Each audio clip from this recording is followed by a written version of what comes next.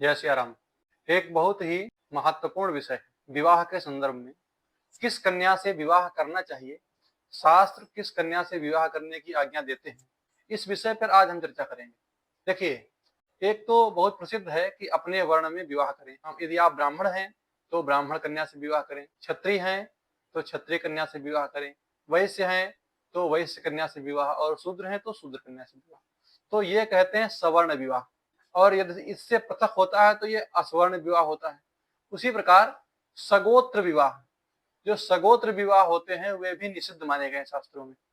तो जिनका गोत्र समान हो ऐसे विवाह भी शास्त्रों में अनुचित कहे गए हैं।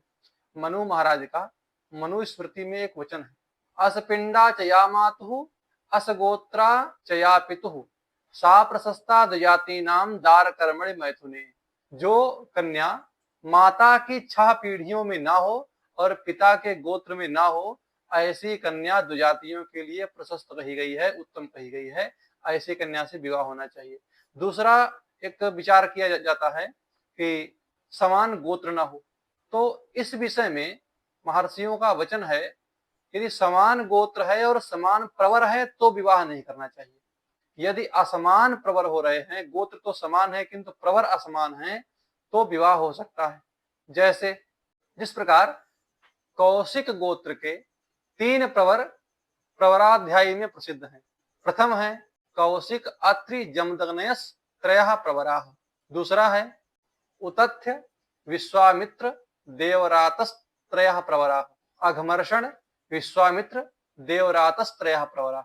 इस प्रकार यदि प्रवर भेद होता है तो समान गोत्र होने पर भी विवाह शास्त्रानुसार प्रशस्त है, हो सकता है, इसमें किसी भी प्रकार की हानि नहीं है।